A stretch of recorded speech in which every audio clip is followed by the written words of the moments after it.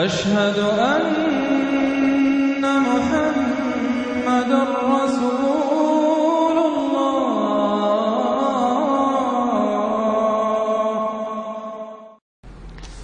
اب آئیے سورہ مریم، بسم اللہ الرحمن الرحیم، کاف ہا یا عین صاد، 5 حروف ہیں یہ ایک ہی صورت ہے قرآن مجید میں جس میں 5 حروف آئے ہیں مقطعات جڑواں۔ ایک صورت اور ہے سورہ شورى، اس میں 5 ہیں لیکن 2 علیحدہ لکھے جائیں گے، حامیم، اور ایک آیت بن جائے گی، عین سین قاف، یہ دوسری آیت ہے۔ یہاں یہ ایک ہی آیت اور جڑواں لکھے ہوئے حروف مقطعات 5 ہیں۔ ذکر رحمت ربک عبدہ زکریا، اب یہ وہی ساری چیزیں تقریباً آ رہی ہیں کہ جو ہم سورہ آل عمران میں پڑھ چکے ہیں، اور یہ اس زمانے میں نازل ہوئی جبکہ ابھی ہجرت حبشہ ہونے والی تھی اور مسلمان جا رہے تھے، اور وہاں پر وہ پوزیشن پیش آنے والی تھی کہ یہاں سے جب سفارت گئی ہے مکے کے قریش کے سرداروں کی، اور گئے تھے عمرو بن العاص گئے تھے جو بعد میں ایمان لے آئے، صحابی ہیں، وہ واپس لینے کے لیے کہ یہ ہمارے بگوڑے آ گئے، انہیں واپس کیجئے۔ تو نجاشی کے دربار میں پھر جب مسلمانوں نے اپنی فریاد کی، اپنے حالات بتائے، تو آخری داؤ یہ کھیلا عمرو بن العاص نے کہ آپ ذرا پوچھئے یہ مسیح کے بارے میں کیا کہتے ہیں۔ یہ تو کہتے ہیں وہ تو ایک عام انسان تھا آپ کا جس کو آپ خدا مانتے ہیں۔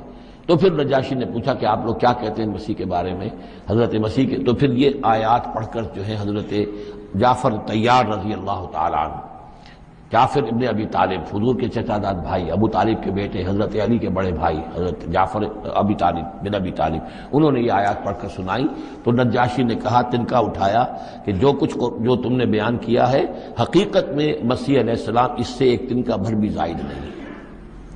اور پھر اعلان کیا، مسلمانوں تم یہاں رہو، امن سے رہو، سکون سے رہو، اور وہ سفارت جو تھی قریش کی واپس کر دی کہ میں ان کو تمہارے ساتھ واپس نہیں بھیج سکتا، چاہے تم مجھے پہاڑوں جتنا سونا دے دو لیکن ان کو میں یہاں سے واپس نہیں کروں گا۔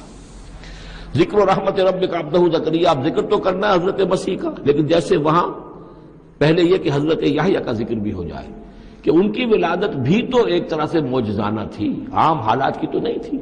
حضرت زکریا کتنے بوڑھے تھے، اور حضرت ان کی جو اہلیہ تھی وہ ساری عمر جو ہے مانج رہی تھی، اور بڑھاپے میں اللہ نے بیٹا دیا۔ یہ ذکر ہے آپ کے رب کی رحمت کا جو اس کے بندے زکریا پر ہوئی، علی نبینا علیہ الصلوۃ والسلام، اذ نادى ربہ نداء خفیا، جبکہ انہوں نے پکارا اپنے رب کو، دعا کی چپکے چپکے دل ہی دل میں۔ قال رب انی وہن العظم منی، انہوں نے عرض کیا پروردگار میری ہڈیاں چٹک گئی ہیں، کمزور ہو گئی ہیں، واشتعل الراس شیبا، اور میرا سر جو ہے وہ بھڑک اٹھا ہے سفیدی سے، یعنی سفید ہو گیا ہے بالکل، سیاہ بال کوئی رہے ہی نہیں۔ ولم اکن بدعائک رب شقیا، اور پروردگار کبھی ایسا نہیں ہوا کہ میں نے تجھ سے کوئی دعا مانگی ہو اور میں نامراد رہا ہوں۔ آج بڑی ہمت کر کے میں ایک دعا کر رہا ہوں جو عام حالات کے اعتبار سے تو پھر بڑی غیر معمولی دعا ہے، عام حالات دیکھیں، دنیاوی مسائل کو دیکھیں۔ وَإِنِّي خِفْتُ الْمَوَالِيَ مِن وَرَائِي، اور مجھے اندیشہ ہے اپنے بھائی بندوں سے، رشتہ داروں سے میرے بعد، یعنی یہ کہ اس ہیکل سلیمانی کی خدمت کرنے والا مجھے کوئی مناسب آدمی نظر نہیں آ رہا کہ جو اس میری گدی پر بیٹھ سکے، میرے اس منصب کو سنبھال سکے۔ انی خفت الموالی من ورائی وکانت امراتی عاقرا، اور میری بیوی بانجھ ہے، فہب لی من لدنک ولیا، تو مجھے خاص اپنے پاس سے کوئی ولی عطا کر۔ اب یہاں ولی کا لفظ کہا، کوئی میرا ساتھی ہو، کوئی ایسا ہو کہ جو میری ان چیزوں کا یرثنی و یرث من آل یعقوب، جو میری وراثت جو ہے روحانی وراثت اور دینی وراثت اس کو سنبھال سکے، اور میری کیا ہے یہ آل یعقوب کی وراثت ہے جو حضرت یعقوب علیہ السلام سے چلی آ رہی ہے، اس کا صحیح وارث بن سکے۔ وجعلہ رب رضیہ، اور پروردگار اسے تو بنائیو، رضی جو ہے یہ فعیل کے وزن پر ہے، راضی اور مرضی دونوں کے معنی میں آ جائے گا، وہ کہ جو راضی ہو اور جس کو راضی کر دیا گیا ہو، رضی اللہ عنہم ورضوا عنہ، وہ دونوں پہلو جو ہیں رضی کے اندر آ جائیں گے۔ انہیں جب اب یہ بشارت مل رہی، یا زکریا انا نبشرک بغلام اسمہ یحییٰ، اے زکریا ہم بشارت دیتے ہیں آپ کو ایک بیٹے کی، ایک لڑکے کی جن کا نام یحییٰ ہوگا، لم نجعل لہ من قبل سمیہ، ہم نے اس کا سا نام اس سے پہلے کسی کا نہیں رکھا، یا اس کی سی صفات اس سے پہلے کسی میں پیدا نہیں کی، یہ دونوں معنی ہو سکتے ہیں اس کے۔ قال رب انا یکون لی غلام، انہوں نے وہی بات عرض کی جو ہم پڑھ چکے ہیں پہلے کہ پروردگار میرے ہاں بیٹا کیسے ہو جائے گا، وکانت امراتی عاقرا، میری بیوی بانجھ ہے، وقد بلغت من الکبر عتیہ، اور میں بوڑھا ہو گیا ہوں، سوکھ چکا ہوں، میرے سارے جو سوتے ہیں حیات کے وہ میرے اندر خشک ہو چکے ہیں۔ قال کذالک، کہا ایسے ہی ہوگا۔ قال ربک هو علی ہین، تیرے پروردگار کا فرمانا یہ ہے کہ یہ مجھ پر آسان ہے۔ وقد خلقتک من قبل ولم تک شیئا، تجھے بھی تو ہم نے پیدا کیا اس سے پہلے جبکہ تو کچھ بھی نہیں تھا۔ قال رب اجعل لی آیا، انہوں نے کہا کہ پروردگار پھر میرے لیے کوئی نشانی مقرر ہو جائے۔ قال آیتک الا تکلم الناس ثلاث لیال سویا، کہا کہ نشانی یہ ہوگی تمہارے لیے کہ اب تم 3 دن تک متواتر، 3 راتوں تک متواتر گفتگو نہیں کر سکو گے لوگوں سے۔ وہاں سورہ آل عمران میں تھا ثلاثۃ ایام الا رمزا، 3 دن تک بات نہیں کر سکو گے مگر صرف اشاروں کے نام سے، یعنی اللہ تعالیٰ نے ان کی گویائی سلب کر لی۔ فخرج علی قومہ من المحراب، پھر وہ نکلے اپنے اس حجرے سے جہاں وہ یہ سارا راز و نیاز ہو رہا تھا، عبادت ہو رہی تھی، دعا ہو رہی تھی، مناجات ہو رہی تھی۔ فاوحی الیہم، اپنی قوم پر آ کر انہوں نے وحی کے ذریعے سے کہا، وحی اشارہ کرنا۔ وحی کے جو لفظی معنی ہے عربی زبان میں الاعلام بالسرعہ والخفا، کسی کو کوئی بات اشارے سے اور خاموشی سے بتا دینا، دوسروں کو پتہ نہ چلے، یہ وحی ہے۔ تو وحی جو آتی ہے اللہ تعالیٰ کی طرف سے، وہ پھر اس کی مختلف شکلیں ہیں، وہ ہم پڑھ چکے ہیں یا پڑھیں گے انشاءاللہ سورہ شورا کے اندر، جیسے تعارف قرآن کے ضمن میں اس کا تذکرہ آ چکا ہے۔ تو اللہ تعالیٰ کی طرف سے وحی۔ اوحا الیہم، انہوں نے اشارے سے کہا، بات تو کر نہیں سکتے تھے، ان سبحوا بکرۃ وعشیا، کہ یہ خاص وقت ہے، اس میں اللہ کا ایک خاص فیصلہ ہو رہا ہے، لہذا ذرا صبح و شام تم اللہ کی تسبیح و تحمید حضرت سے کرو۔ یا یحییٰ، اب عادت ہو گئی حضرت یحییٰ کی، اور وہ مخاطب ہے۔ یا یحییٰ خذ الکتاب بقوۃ، یحییٰ کتاب کو مضبوطی سے تھام لو۔ ظاہر بات ہے کہ تورات موجود تھی، زبور موجود تھی، اور نبیوں کے صحیفے موجود تھے۔ وآتیناہ الحکم صبیا، اور ہم نے حکمت اور دانائی اسے بچپن ہی میں عطا کر دی، بچپن ہی میں اللہ تعالیٰ نے انہیں، یوں سمجھیے کہ یہ دونوں شخصیتیں جو کنٹمپریریز ہیں، حضرت مسیح اور حضرت یحییٰ، جان دی بیپٹسٹ اور جیزس آف نظرت، یہ دونوں جو ہے غیر معمولی شخصیتیں ہیں، عام لوگوں کی طرح کے نہیں ہیں۔ انبیاء اور رسل کے اندر بھی ان کی قسم کے اوصاف جو ہیں آپ کو اور نہیں ملیں گے۔ تو فرمایا کہ ان کو بچپن ہی میں ہم نے حکمت عطا کر دی۔ وحنانا من لدنا، اور سوز و گداز، ہم سے محبت، اور محبت بھی سوز و گداز والی، ان کی طبیعت کے اندر رقت، سوز و گداز۔ حنانا من لدنا وزکا، اور ہم نے ستھرائی، پاکیزگی، پاکی ان کی گھٹی کے اندر گھول گھول کر ڈال دی۔ وکان تقیہ، اور بہت ہی متقی تھے۔ وبرم بوالدیہ، اور اپنے والدوں کے ساتھ بہت حسن سلوک کرنے والے، ادب کرنے والے۔ ولم یکن جبارا عصیا، نہ وہ خود سر تھے اور نہ سخت تھے، بلکہ یہ کہ شاید یہ اس قسم کی کوئی باتیں غالباً کہیں انجیل وغیرہ میں آ گئی ہوں گی جس کی نفی کے لیے یہ الفاظ یہاں آ رہے ہیں۔ اس لیے کہ حضرت مسیح کے بارے میں تو انجیل میں کچھ الفاظ ہیں کہ حضرت مریم کو انہوں نے استحقار کے ساتھ خطاب کیا، وہ عورت، اس طرح کے الفاظ۔ تو قرآن نے کہا کہ نہیں، وہ ایسا نہیں تھا، وہ اپنی والدہ کے ساتھ اس طرح کی جو ہے گستاخی کے ساتھ پیش آنے والا نہیں تھا۔ شاید ایسی کوئی بات تو میرے ذہن میں نہیں ہے۔ وَسَلَامٌ عَلَيْهِ يَوْمَ وُلِدَ، اور سلام اس پر جس دن کہ اس کی ولادت ہوئی، وَيَوْمَ يَمُوتُ، اور جس دن کہ وہ مرے، وَيَوْمَ يُبْعَثُ حَيًّا، اور جس دن کہ وہ اٹھایا جائے دوبارہ زندہ کر کے۔ اب یہ تو قصہ ہو گیا حضرت زکریا اور حضرت یحییٰ کا۔ وَاذْكُرْ فِي الْكِتَابِ مریم، اب ذکر کیجئے اس کتاب میں، قرآن میں، مریم کا، سلام علیہا اذ انتبذت من اہلہا مکانا شرقیہ، جبکہ انہوں نے اپنے آپ کو اپنے لوگوں سے ایک شرقی گوشے کے اندر مقید کر لیا۔ کوئی اعتکاف کی شکل جیسے ہوتی ہے، کوئی پردہ لگا دیا ہوگا کہ ہیکل کے مشرقی گوشے کے اندر کہیں انہوں نے عبادت کے لیے یا کوئی خاص اسی طرح کے معاملے کے لیے لوگوں سے علیحدہ ہو کر، فاتخذت من دونہم حجابا، ان سے انہوں نے پردہ تان لیا اور لوگوں سے علیحدہ ہو کر، باقی لوگ جو تھے ان سے علیحدہ ہو کر وہ گویا خلوت کا ایک سامان ہو گیا۔ فارسلنا الیہا روحنا، تو ہم نے اس کی طرف اپنے ایک فرشتے کو بھیج دیا۔ روح، فرشتہ، پھر دیکھیے نوٹ کر لیجیے، فرشتہ بھی روح، وحی بھی روح، اور قرآن بھی روح، اور روح انسانی بھی روح۔ فارسلنا الیہا روحنا فتمثل لہا بشرا سویا، تو اس نے صورت اختیار کر لی ان کے سامنے ایک مکمل انسان کی۔ قالت انی اعوذ بالرحمن منک ان کنت تقیا، اب حضرت مریم سلام علیہا ایک دم دہشت زدہ ہو گئی، میں اللہ کی پناہ طلب پکڑتی ہوں تم سے، اگر تو واقعی کوئی تقی ہے، وہ نیک آدمی ہے، یعنی اس میری خلوت میں، میری علیحدگی کے اندر اس طرح اچانک تمہارا آ جانا کوئی برا ارادہ تو نہیں ہے، کوئی نیت تمہاری خراب تو نہیں ہے۔ انی اعوذ بالرحمن منک، میں پناہ پکڑتی ہوں رحمان کی تم سے، ان کنت تقیہ، اور اس میں اپیل بھی ہے اگر تم متقی ہو اور اللہ کے ڈرنے والے ہو تو کسی غلط قسم کا ارادہ نہ کرنا۔ قال انما انا رسول ربک، انہوں نے کہا نہیں، میں انسان نہیں ہوں، میں تو آپ کے رب کی طرف سے بھیجا ہوا فرشتہ ہوں۔ لأہب لک غلاما زکیہ، اللہ تعالیٰ نے مجھے بھیجا ہے کہ آپ کے لیے ایک بہت ہی پاک اولاد جو ہے وہ میں آپ کو عطا کروں آپ کے لیے۔ قالت انا یکون لی غلام، حضرت مریم نے کہا میرے لیے بیٹا کیسے ہو جائے گا؟ ولم یمسسنی بشر، مجھے کسی مرد نے آج تک چھوا تک نہیں ہے، ولم اکو بغیہ، اور نہ میں کوئی آبرو باختہ عورت ہوں، میں کوئی اس طرح کی آوارہ عورت نہیں ہوں، نہ کسی مرد سے میرا کوئی معاملہ ہوا ہے۔ قال کذالک قال ربک هو علی حی، ایسے ہی ہوگا بغیر کسی مرد کے اس کے تعلق کے اور بغیر کسی اور اس طرح کے معاملے کے اولاد آپ کے ہاں ہوگی، بیٹا ہوگا۔ قال ربک هو علی حی، آپ کا رب فرماتا ہے کہ مجھ پر بڑا آسان ہے، میرے لیے کوئی بھاری بات نہیں ہے۔ وَلِنَجْعَلَهُ آیَةً لِلنَّاسِ، اور اس کو تو ہم بنانا چاہتے ہیں لوگوں کے لیے ایک نشانی۔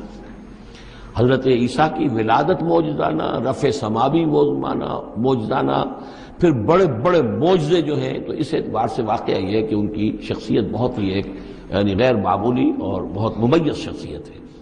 وَرَحْمَةً مِنَّا، انہیں ہم ذریعہ بنانا چاہتے ہیں اپنی رحمت کا۔ وَكَانَ أَمْرًا مَقْضِيًّا، اور یہ تو وہ کام ہے، یہ فیصلہ وہ ہے، کان امرا مقضیہ، یہ طے شدہ ہے، اللہ کی طرف سے اس کا فیصلہ ہو چکا ہے۔ فحملت ہو، تو انہیں اس کا حمل ٹھہر گیا۔ فانتبذت بہ مکانا قصیا، تو اب وہ اسے لے کر دور جگہ چلی گئی۔ یہ ہے بیت اللحم جو 8 میل کے فاصلے پر تھا اس ہیکل سلیمانی سے۔ وہاں علیحدگی میں، چونکہ اب ظاہر بات ہے کہ حمل بڑھے گا، اب لوگ کیا ہیں دیکھیں گے، کیا کریں گے، کسی جگہ پر انہوں نے تنہائی میں کسی جگہ جا کر اپنے آپ کو علیحدہ جو آئسولیٹ کر لیا، فانتبذت بہ، آئسولیٹ کر لیا اپنے آپ کو، اب اس کو لے کر، اپنے حمل کو لے کر، فانتبذت بہ مکانا قصیا، ایک دور کی جگہ، بعید مکان میں۔ فاجاء المخاض الی جذع النخلہ، تو جب وہ ولادت کا وقت ہوا اور درد ذہ ہوئے تو اس درد کے اندر وہ ایک کھجور کی جڑ کو انہوں نے مضبوطی سے پکڑا، آئیں وہ، یہ ایسا ہوتا ہے کہ وضع حمل کے وقت جو ہے اگر وہ عورت کسی چیز کو مضبوطی سے تھامے تو پھر ان دردوں کو برداشت کرنے کے لیے اس کے اندر کوئی ہمت پیدا ہوتی ہے، تو انہوں نے ایک کھجور کا کوئی درخت تھا، اس کی جڑوں کو مضبوطی سے تھاما۔ قالت یا لیتنی مت قبل ھذا وکنت نسیا منسیا، اور کہا کاش کہ میں اس سے پہلے مر چکی ہوتی، اب کیا کہوں گی، کیا منہ دکھاؤں گی، اس بچے کا کیا کروں گی، کہاں لے کے جاؤں گی، دنیا کیا کہے گی، میری صورت کیا بنے گی۔ اللہ کی وہ بندی جو ہے کانپ رہی ہے، لرز رہی ہے، یا لیتنی مت قبل ھذا، کاش کہ میں اس سے قبل مر چکی ہوتی، وکنت نسیا منسیا، اور مجھے بھول چکے ہوتے لوگ، میری یاد بھی لوگوں کے ذہنوں سے محو ہو چکی ہوتی، کاش۔ فناداہا من تحتہا، تو پکارا اسے اس کے نیچے سے۔ عام خیال یہ من کے حوالے سے یہ ہے کہ فرشتہ ہی ہے کہ جس نے پھر پکارا ہے، وہ لیکن نیچے ہے، یہ ذرا اونچائی پر ہے، بلندی پر ہے، اور وہ کہیں نیچے ہے، نشیب میں ہے، اور اس لیے کہ ظاہر بات ہے کہ ولادت کے موقع پر اور وضع عمل کے موقع پر اس کا قریب ہونا ویسے بھی مناسب نہیں۔ لیکن ایک اس کی جو قرات ہمارے آفیشل قراتوں میں من بھی ہے، فناداہا من تحتہا، پکارا اسے اس نے جو اس کے نیچے تھا، یعنی ولادت ہو گئی ہے حضرت مسیح علیہ السلام کی، اور بچہ جو ہے اب وہ بول رہا ہے۔ میں اس معنی کو زیادہ ترجیح دیتا ہوں، اس لیے کہ ظاہر بات ہے کہ اگر بچے نے اس وقت کلام نہ کیا ہوتا تو کیسے یقین آتا کہ حضرت مریم لے کر آتی اس بچے کو کہ بعد میں یہ بچہ بول پڑے گا۔ اللہ تعالیٰ نے وہاں اس بچے سے کلام کرا دیا ہے، انہوں نے دیکھ لیا ہے بچہ بول رہا ہے، تو بچے نے من تحتہا، یہ میرے نزدیک وہ قرات بھی وہ زیادہ صحیح ہے، اور ہے ہماری آفیشل قرات میں ہے یہ من تحتہا و من تحتہا۔ تو جو بھی تھا نیچے، انہوں نے، اس نے کہا لا تحزنی، اگر واقعتاً یہ حضرت مسیحی وہی بچہ جو نو مولود ہے وہی بول رہا ہے، تو گویا کہ لا تحزنی، امی جان آپ اس میں پریشان نہ ہو، غمگین نہ ہو، قد جعل ربک تحتک سریا، اور دیکھیے اب اللہ تعالیٰ نے آپ کے قدموں تلے ایک چشمہ نکال دیا ہے، وَهُزِّي إِلَيْكِ بِجِذْعِ النَّخْلَةِ، اور ذرا اسی درخت کے جو سوکھی جڑ درخت کی اس کو ذرا ہلائیے، تساقط علیک رطبا جنیا، تو یہ تازہ اور بڑی تازہ جو ہیں پکی ہوئی کھجوریں آپ پر گریں گی۔ فکلی واشربی. اب یہ سارا معجزہ کو دیکھ رہی ہے، تب جرأت ہوئی ہے انہیں بچے کو لے کر آنے کی کہ وہ بچہ بول بھی گیا ہے، اور اسی سوکھی ہوئی وہ کھجور کے جو ہے تنے میں سے کھجوریں جو ہے پکی ہوئی اور بڑی تعداد جو ہے وہ بھی گر رہی ہے، چشمہ بھی پانی کا نکل آیا ہے. فکلی واشربی، تو کھائیے اور پیئے. وقری عینا، اور اپنی آنکھیں ٹھنڈی کیجئے. فإما ترین من البشر احدا، تو پھر اگر آپ دیکھیں کسی انسان کو، کوئی انسان آپ کے سب سے پوچھے، فقولی، تو کہہ دیجئے انی نذرت للرحمن صوما فلن اکلم اليوم انسیا، میں نے تو رحمان کے لیے ایک روزے کی نظر مانی ہوئی تھی، میں نے روزہ رکھا ہوا، میں کسی انسان سے بات نہیں کر سکتی.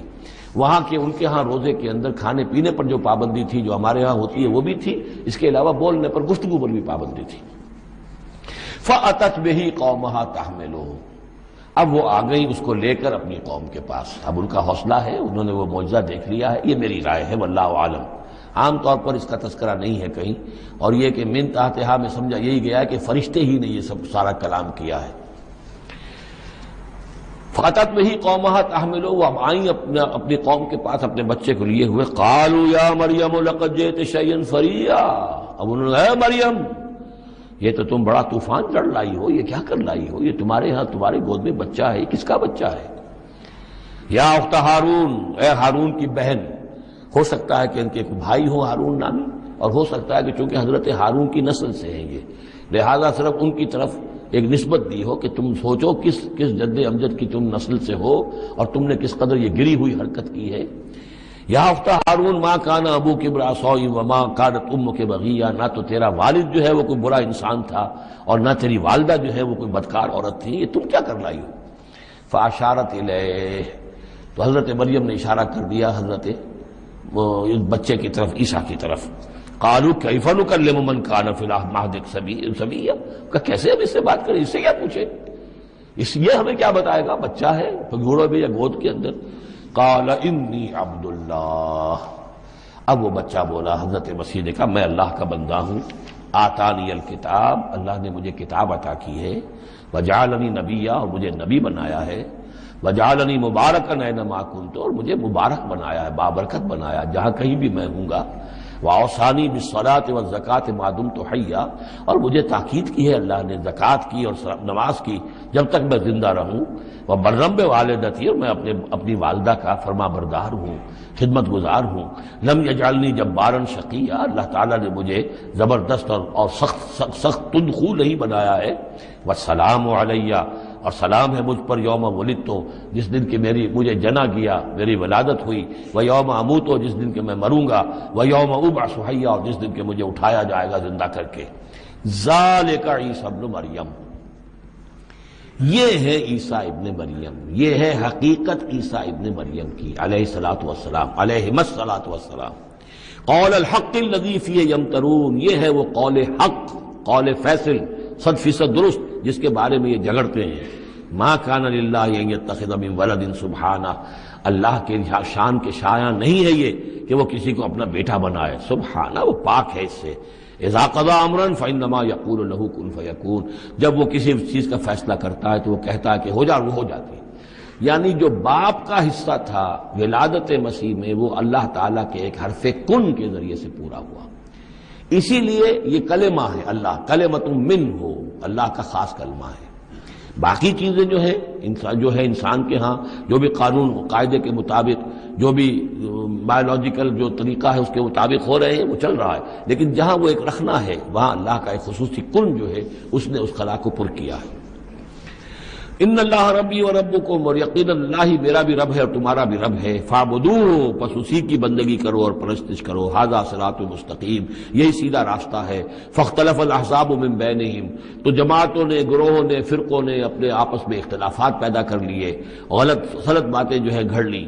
فویل للذین کفروا من مشہد یوم عظیم، تو ہلاکت اور بربادی اور تباہی ہے ان کافروں کے لیے اس دن کی پیشی، اس بڑے دن کی پیشی سے. اس بڑے دن جب پیش ہو یہ حقیقت کھل جائے گی، حضرت مسیح کی حقیقت بھی واضح ہو جائے گی، تو جو انہوں نے من گھڑت عقیدے بنا لیے تھے، جن لوگوں نے ان عقیدوں پر جان دی ہوگی، ان کے لیے پھر ہلاکت اور بربادی ہوگی. اسمع بہی وابصر، اس پیشی کے دن تو ان کی سماعت بھی کیا اچھی ہوگی اور آنکھیں بھی کتنی کھلی ہوں گی، ہر حقائق کو وہ دیکھ رہے ہوں گے. کیا ہی اچھا سن رہے ہوں گے اور کیا ہی اچھا دیکھ رہے ہوں گے، یوم یاتوننا، جس دن کہ وہ ہمارے پاس آئیں گے، لیکن الظالمون اليوم فی ضلال مبین، لیکن آج یہ ظالم جو ہے کھلی گمراہی میں مبتلا ہے۔ وانذرہم یوم الحسرۃ اذ قضی الامر، اور اے نبی ان کو خبردار کر دیجیے اس یوم الحسرت سے، وہ جو یوم قیامت ہے، حسرت کا دن ہے وہ، جس دن کے فیصلے کر دیے جائیں گے۔ وہم فی غفلۃ فہم لا یؤمنون، اور یہ غفلت کے اندر مبتلا ہیں اور ایمان نہیں لائیں گے۔ انا نحن نرث الارض ومن علیہا، ہم ہی یقیناً وارث ہوں گے زمین کے، سب ختم ہو جائیں گے، زمین اور اس کا سب کچھ جو کچھ ہے مال، اس کی وراثت ہمیں منتقل ہو جائے گی۔ وَإِلَيْنَا يُرْجَعُونَ، اور ہماری ہی طرف یہ لوٹائے جائیں گے۔ وَاذْكُرْ فِي الْكِتَابِ ابراہیم، اور ذرا تذکرہ کیجئے اس کتاب میں ابراہیم کا بھی۔ انہو کان صدیقا نبیا، یقیناً وہ صدیق نبی تھے، اس کی اصل حقیقت پر کل گفتگو ہوگی۔ اذ قال لابیہ، یاد کرو جب کہ انہوں نے کہا اپنے والد سے، یا ابت، ابا جان، لما تعبد ما لا يسمع ولا يبصر، کیوں آپ پوچھتے ہیں، بندگی کرتے ہیں ایسی چیزوں کی جو نہ سن سکتے ہیں نہ دیکھ سکتے ہیں، ولا یغنی عنک شیئا، نہ آپ سے کسی چیز کو دور کر سکتے ہیں کہ آپ کے کچھ کام آ سکتے ہیں۔ یا ابت، ابا جان، یہ بہترین مقام ہے قرآن مجید کا کہ کوئی داعی، کوئی مبلغ، کوئی حق کی طرف بلانے والا اپنے بڑے کو، کسی بزرگ کو اگر بلا رہا ہو تو کس انداز میں بلائے گا؟ ظاہر بات ہے کہ اس کا ادب ملحوظ رکھتے ہوئے، یا ابت، یا ابت، ابا جان، ابا جان، اس انداز میں، لش مارنے کے انداز میں نہیں۔ یا ابت انی قد جاءنی من العلم ما لم یاتک، ابا جان میرے پاس وہ علم آیا ہے جو آپ کے پاس نہیں آیا تھا، میرے پاس وہی آئی ہے، اللہ نے مجھے حقائق سے واقف کیا ہے۔ فإما یأتینکم منی ھدی، میرے پاس وہ ہدایت آئی ہے، فاتبعنی، بس میری پیروی کیجئے، میرے پیچھے چلیے، میرا کہنا مانیے، اہدک صراطا سویا، میں آپ کو دکھاؤں گا سیدھا راستہ، رہنمائی کروں گا آپ کی سیدھی راستے کی طرف۔ یا ابت، ابا جان، لا تعبد الشیطان، دیکھیے شیطان کی بندگی نہ کیجئے، ان الشیطان کان للرحمن عصیا، یقیناً یہ شیطان جو ہے وہ رحمان کا باغی تھا، نافرمان تھا، اس نے سرکشی کی تھی۔ یا ابت انی اخاف ان یمسک عذاب من الرحمن، ابا جان مجھے بڑا اندیشہ ہے کہ آپ کو رحمان کی طرف سے کوئی عذاب آپ پر نہ آ جائے، آپ پکڑے آپ کو رحمان کی طرف سے کوئی عذاب، فتکون للشیطان ولیا، تو پھر آپ شیطان ہی کے ساتھی بن کر رہ جائیں۔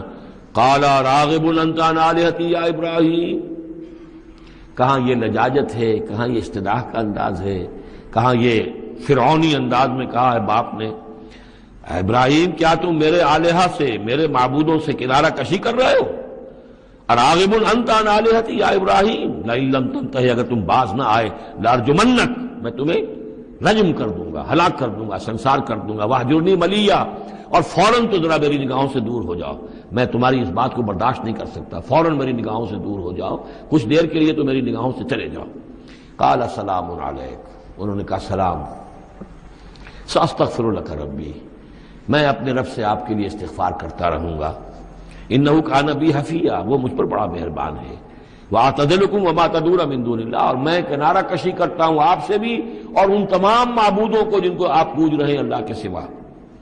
وادعو ربی، میں تو اپنے رب کو پکاروں گا، اسی سے دعا کروں گا، عسى اللہ اکون بدعاء ربی شقیا، اور مجھے یقین ہے کہ میں اپنے رب کو پکار کر اس سے دعا کر کے نامراد نہیں رہوں گا۔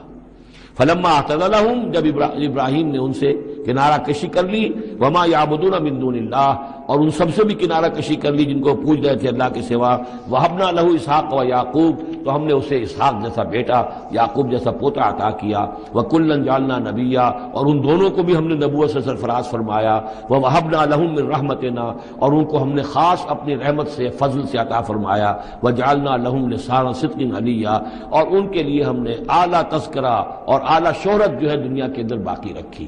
رفعنا لک ذکرک کی طرح حضرت ابراہیم علیہ السلام اور ان کی آل کا بھی دنیا کے اندر بول بالا رہا۔ بارک اللہ لی و لکم فی القرآن العظیم ونفعنی وإیاکم بالآیات والذکر الحکیم۔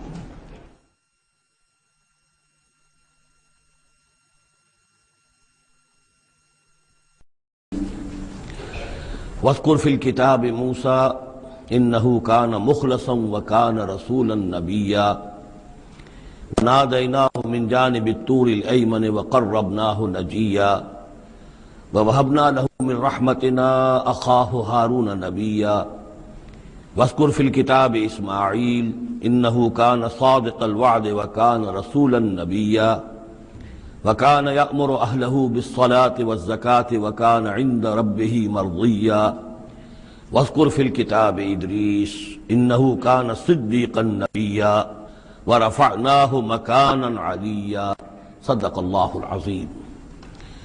رب اشرح لي صدری ویسر لي امری واحلل عقدۃ من لسانی یفقہوا قولی۔ اللہم ربنا الہمنا رشدنا واعذنا من شرور انفسنا، اللہم ارنا الحق حقا وارزقنا اتباعہ وارنا الباطل باطلا وارزقنا، اللہم ربنا آنس وحشتنا فی قبورنا وارحمنا بالقرآن العظیم، اللہم اجعلہ لنا اماما ونورا وہدا ورحمہ، اللہم ذکرنا منہ ما نسینا وعلمنا منہ ما جہلنا وارزقنا تلاوتہ آناء اللیل وآناء النہار واجعلہ لنا حجتا یا رب العالمین آمین۔ کل ہم نے سورہ مریم کا آغاز کر لیا تھا اور تقریباً نصف کا ہم ترجمہ کر چکے ہیں، لیکن یہ بات بیان ہونے سے رہ گئی کہ مکی اور مدنی صورتوں کے جس تیسرے گروپ میں اس وقت ہم ہیں، جس کی مکیات کا آغاز ہوا تھا سورہ یونس سے، تو اس میں 9 صورتیں ہم پڑھ چکے ہیں۔ جیسا کہ میں نے عرض کیا، وہ 9 صورتیں 3 صورتوں کے سب گروپس کی شکل میں ہیں۔ ہر سب گروپ میں ایک جوڑا ہے جس کے اندر وہ نسبت زوجیت بتمام و کمال موجود ہے، اور ایک منفرد مزاج کی صورت ہے۔ سورہ یونس، سورہ ہود ایک جوڑے کی حیثیت سے، سورہ یوسف منفرد ہے، ایک ہی نبی کے حالات پر پوری صورت جو ہے وہ مشتمل ہے۔ پھر سورہ رعد اور سورہ ابراہیم یہ جوڑے کی شکل میں ہے۔ سورہ حجر یہ منفرد مزاج کی ہے، بلکہ اس پورے گروپ میں یہ اس اعتبار سے قدرے مختلف نظر آتی ہے کہ اس کا انداز جو ہے وہ ابتدائی زمانے کی صورتوں کا ہے، مضامین کی مناسبت بھی انہی سے ہے۔ چھوٹی چھوٹی آیتیں ہیں، ردم جو ہے وہ بہت تیز ہے، صوتی آہنگ بہت نمایاں ہے، ڈیوائن میوزک جو ہے، جو ملکوتی غنا ہے، وہ اس میں بہت نمایاں ہے۔ پھر 3 صورتیں، سورہ نحل سب سے بڑی ہے اس سب گروپ میں، یہ منفرد مزاج کی ہے، لیکن اس کے بعد سورہ بنی اسرائیل اور سورہ کہف یہ ایک نہایت حسین و جمیل جوڑا ہے۔ اب پھر 3 صورتیں جو آ رہی ہیں، سورہ مریم، پھر سورہ طٰہٰ، سورہ انبیاء۔ یہاں بھی معاملہ وہی ہے کہ ان میں سے 2 صورتیں جو ہیں سورہ مریم اور سورہ انبیاء، ان میں بڑی گہری مشابہت ہے، اور یہ قصص النبیین کے انداز میں یہاں تذکرہ ہے انبیاء کرام کا، انباء الرسل کے انداز میں نہیں ہے۔ وہ جو انداز سورہ کہف، سورہ اعراف میں ہم نے دیکھا، سورہ ہود میں ہم نے دیکھا کہ رسول آئے، انہوں نے دعوت دی، قوم نے انکار کیا، قوم ہلاک کر دی گئی، یہ انداز جو انباء الرسل، ایام اللہ، اس کا نہیں ہے۔ لیکن یہ کہ ایک جو ہے اس سب گروپ میں منفرد صورت ہے، اور وہ ہے سورہ طٰہٰ۔ یہ اس اعتبار سے کہ تقریباً پوری ایک ہی رسول کے حالات پر مشتمل ہے، حضرت موسیٰ علیہ السلام۔ 8 میں سے 5 رکوع مسلسل جو ہیں وہ حضرت موسیٰ علیہ السلام کے حالات پر ہیں، اور ان کی ایک نسبت جو معنوی قائم ہو جاتی ہے اس سورہ مبارکہ کی سورہ یوسف کے ساتھ، وہ یہ ہے کہ تاریخی اعتبار سے ہمیں معلوم ہے کہ حضرت یوسف علیہ السلام کے زمانے میں بنی اسرائیل مصر میں جا کر آباد ہوئے، اور حضرت موسیٰ علیہ السلام کے ذریعے سے اللہ تعالیٰ نے انہیں پھر جو مصر میں فرعونیوں نے انہیں جو اپنا غلام بنا لیا تھا، اس غلامی سے نجات دلائی، اور وہ واپس مصر سے نکل کر پھر اپنے آبائی وطن جو ہے سمجھیے جو حضرت ابراہیم کا مسکن تھا، یعنی فلسطین کی طرف روانہ ہوئے۔ تو ان میں بھی ایک نسبت قائم تو ہو جاتی ہے، لیکن وہ فاصلے سے ہے۔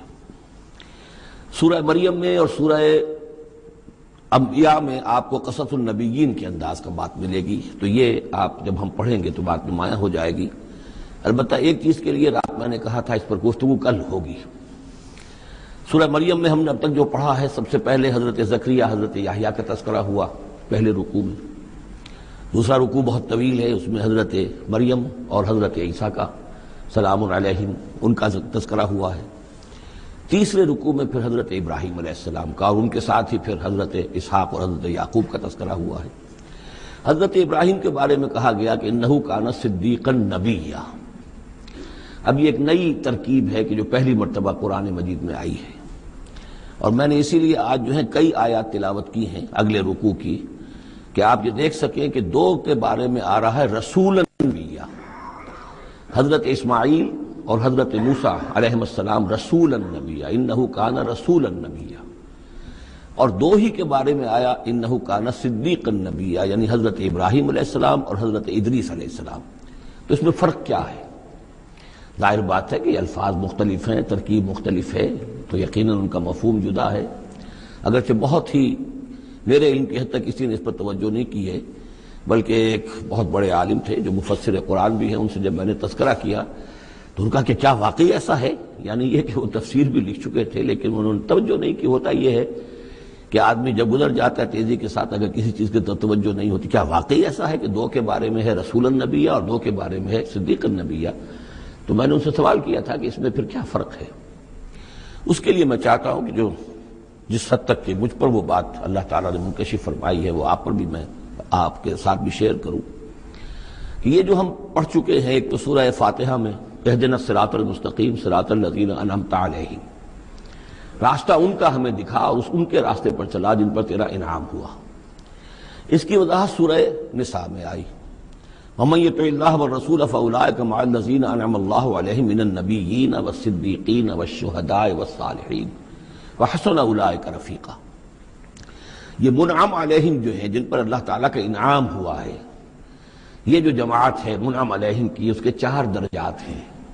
اوپر سے چلیں گے تو انبیاء سب سے اوپر ہیں، پھر نیچے ان کے درجہ ہے صدیقین کا، پھر ان سے نیچے شہداء کا، اور پھر بیس لائن سمجھیے کہ وہ صالحین مومنین جو نیک دل مسلمان ہیں، مخلص ہیں، صادق القول ہیں، صادق الایمان ہیں، یہ گویا کہ بیس لائن ہے۔ نیچے سے چلیں گے تو اس بیس لائن سے اگر کوئی شخص ترقی کرے گا تو پھر درجہ اس کے لیے کیا ہے؟ شہادت کا ہے، اس کے اوپر ایک درجہ صدیقیت کا ہے، اور یہ آخری درجہ ہے، اس لیے کہ اس سے آگے نبوت کا جو درجہ ہے وہ اکتسابی نہیں ہے، وہ تو وہبی ہے، اور وہ دروازہ بھی اب بند ہو چکا، وہ ہمیشہ کے لیے وہ آؤٹ آف باؤنڈز ہے اب نوع انسانی کے لیے، وہ نبوت کا دروازہ بند ہو چکا۔ اس صدیقین اور شہداء کے درمیان کیا فرق ہوتا ہے، اس کو اب سمجھ لینا چاہیے، اور اس کو جدید سائیکالوجی کی 2 اصطلاحات کے حوالے سے آپ بڑی آسانی سے سمجھ سکیں گے۔ اللہ تعالیٰ نے عام طور پر انسانوں کو 2 مختلف مزاجوں پر بنایا ہے، ایکسٹروورٹس، انٹروورٹس۔ کچھ لوگ ہوتے ہیں کہ جو باہر کی دنیا سے انہیں زیادہ دلچسپی ہوتی ہے، کچھ کھیل کود میں، سیر میں، باغ، یہ وہ، باہر کی دنیا سے ملنا جلنا، لوگوں سے ملیں گے، وہ پبلک میں ہوں گے، مجلس میں ہوں گے تو زیادہ چہکیں گے، زیادہ خوش ہوں گے۔ کچھ لوگ برعکس مزاج کے ہوتے ہیں، وہ دروبین قسم کے لوگ ہوتے ہیں، انٹروورٹس۔ وہ اپنے خیالات ہی میں مگن رہتے ہیں، غور و فکر کرتے ہیں، سوچ بچار کرتے ہیں، انہیں تنہائی زیادہ پسند ہوتی ہے، تنہائی میں وہ زیادہ خوش رہتے ہیں۔ تو یہ ایکسٹروورٹس اور انٹروورٹس 2 مزاج ہیں بنیادی طور پر، اللہ تعالیٰ نے بنائے ہیں مختلف مزاج جو ہیں۔ اور ایک ہوتی ہے تیسری ایک کیفیت کہ جس میں یہ دونوں چیزیں بڑے توازن کے ساتھ ہو، ایمبیورٹ۔ یہ بہت شاذ ہوتا ہے، بہت شاذ ہوتا ہے، بہت کم لوگ ہوتے ہیں دنیا میں کہ جو واقعتاً اس میں توازن قائم کر سکیں، یا ادھر کا رجحان ہوگا یا ادھر کا رجحان ہوگا۔ تو جو یہ انٹروورٹس ہوتے ہیں، جو غور و فکر کرتے رہتے ہیں، ان کے اندر جو ہے وہ یوں سمجھیے کہ فطرت کی جو اصل حقائق ہیں وہ کچھ زیادہ محفوظ رہتے ہیں ان کے غور و فکر کی وجہ سے۔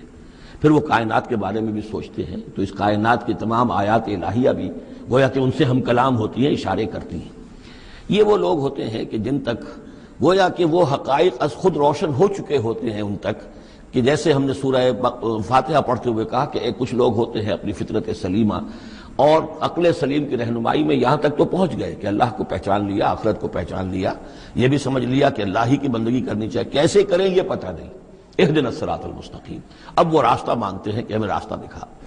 یہ صدیقین ہوتے ہیں، اور ان کی شان یہ ہوتی ہے کہ جیسے ہی کسی نبی کی دعوت ان کے کان میں آتی ہے وہ ایسے لپک کر قبول کرتے ہیں کہ گویا کہ منتظر بیٹھے تھے، جیسے کوئی شخص وضو کر کے بیٹھا ہوا کہ بس اذان کی آواز آئے اور میں چلوں، اتنا ہی ہوتا ہے۔ اسی لیے حضور نے فرمایا ابو بکر رضی اللہ تعالیٰ عنہ کے بارے میں کہ میں نے جس کے سامنے بھی ایمان کی دعوت پیش کی اس نے کچھ نہ کچھ توقف ضرور کیا سوائے ابو بکر کے، ایک لحظے کا توقف نہیں کیا، گویا کہ وہ تو تیار بیٹھے ہوئے تھے۔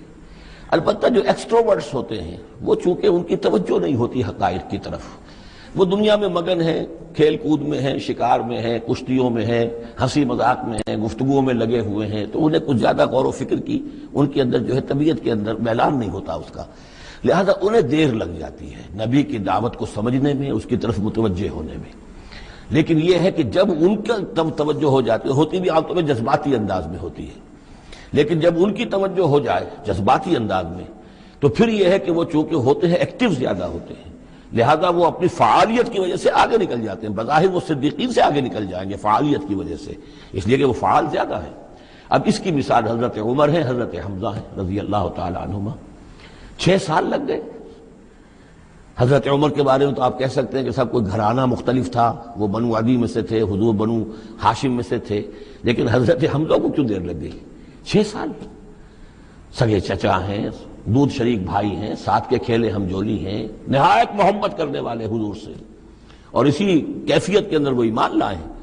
ایک روز آئے باہر سے، شکار کھیل کر آ رہے تھے، کئی دن باہر رہے تھے، واپس آئے تو ابھی گھر میں داخل نہیں ہوئے تھے، لونڈی نے کہا کہ آج تو ابو جہل نے بڑی گستاخی کی ہے آپ کے بھتیجے کے ساتھ۔ اب بس یہ سنتے ہی آگ بگولا ہو کر گئے ہیں، کمان جا کے ماری ابو جہل کے سر میں کہ تم نے یہ کیا ہے، اور اسی وقت کا اچھا میں اس پر ایمان لایا، آؤ کرو مقابلہ تم۔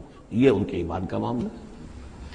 تو یہ حمزہ ہے، اس طرح حضرت عمر ہے، چلے تھے حضور کو قتل کرنے کے ارادے سے، لیکن اپنی بہن کے اندر جو دیکھی، اس کے اندر یہ کہاں سے اتنی استقامت آ گئی کہ بھائی جان چاہے آپ ہمیں قتل کر دیں، جان سے مار دیں، لیکن اب یہ جو دین ہم نے قبول کیا اس کو ہم چھوڑنے والے نہیں ہیں۔ بہنوئی کو تو مار مار کے لہو لہان کر دیا تھا سعید ابن زید کو، بہن کو بھی مارا ہے، لیکن پھر اچانک بدل گئے۔ پھر وہی عمر جو ہے جو تلوار ننگی لے کے چلا تھا قتل کرنے کے ارادے سے، گردن میں تلوار حمائل کیے ہوئے جیسے غلام ہوتے ہیں، ان کے ہاں غلاموں کا رواج یہ تھا، ان کی تلواریں گردنوں میں حمائل ہوتی تھی، وہ آ رہا ہے اور ایمان لا رہا ہے۔ تو یہ ہے شہداء، صدیقین اور شہداء۔ تو اب مزاج جو ہے انبیاء میں بھی آپ کو ملے گا، کچھ لوگوں کا مزاج شہداء سے مناسبت رکھتا ہے۔ حضرت اسماعیل کا آپ نے سنا ہوگا، یہ واقعات قصوں میں آتے ہیں، وہ شکار جیسے کہ حضرت حمزہ کی کیفیت ہے، وہ نکل جاتے تھے۔ حضرت ابراہیم 2 مرتبہ گئے ہیں، ملاقات ہی نہیں ہوئی، اس لیے کہ وہ اپنے شکار پر نکلے ہوئے تھے۔ اس طرح کا معاملہ حضرت اسماعیل کا تھا۔ حضرت موسیٰ بھی جلالی مزاج کے آدمی تھے، ایک آدمی کو مکہ مارا ہے اور اس کی جان نکال دی ہے۔ حضرت ابراہیم وہ دوسری قسم، وہ صدیق النبی، ان کے مزاج جو ہے وہ اس نوعیت کا، صدیقیت کے ساتھ مناسبت رکھنے والا۔ تو نبوت تو ان کو بھی ملی، نبوت ان کو بھی ملی، لیکن مزاجی فرق کی وجہ سے ایک صدیق نبی ہے اور ایک رسول نبی ہے۔ اس لیے کہ رسول کے ساتھ جو لفظ مناسبت رکھتا ہے وہ شہادت ہے۔ تمام رسول شاہد بنا کر بھیجے گئے ہیں۔